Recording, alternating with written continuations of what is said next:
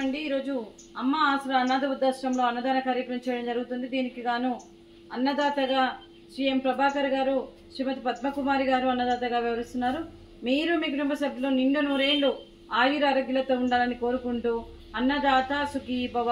ఈరోజు సందర్భం ఏంటంటే మానవ సేవయే మాధవ సేవే లక్ష్యంగా 65 మంది నిరాశ్రయ వయోవృద్ధులకు ఆకలి తీర్చడానికి ఆ వెంకటేశ్వర స్వామి ఆశీస్సులతో మహాలయ పక్ష పితృతర్పణం రోజు సందర్భంగా భాద్రపద మాస అమావాస్య రోజు శ్రీ ఎం ప్రభాకర్ గారి తల్లిదండ్రులు క్రీస్తుశేషులు శ్రీ మాధవరపు పద్మావతి గారి జ్ఞాపకార్థంగా, క్రీస్తుశేషులు శ్రీ మాధవరపు రంగనాయకులు గారి జ్ఞాపకార్థంగా ఉదయం టిఫిన్ తో ఈ అన్నదాన కార్యక్రమం చేయడం జరుగుతుంది.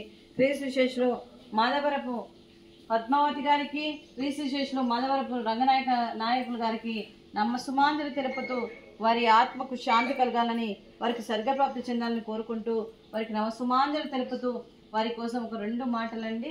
మా హృదయ పలకాలపై చెక్కిన సజీవ శిల్పం మీ రూపం, అనురాగానికి చిరునామా మీ హృదయం, మీరు వేసిన అడుగు ఆదర్శం, నడిచిన దారి సదాశయం, మీరే మార్గదర్శి. ప్రేమానురాగాలతో వెలుగునిచ్చి జీవన జ్యోతి వరకు ఆఖరి వరకు దారి చూపారు.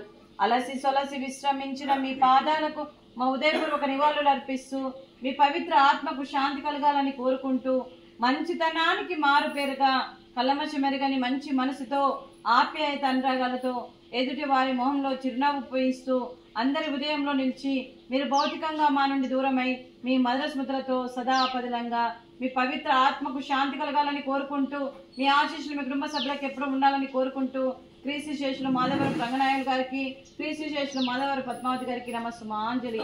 అలాగే వారి కుటుంబ సభ్యులందరికీ కూడా ఆ భగవంతుని దీవెనలు ఎప్పుడు ఉండాలని కోరుకుంటూ, అలాగే పితృదేవతల ఆశీస్సులు కూడా వారికి ఎప్పుడు ఉండాలని కోరుకుంటూ శ్రీమతి శ్రీలక్ష్మి గారికి,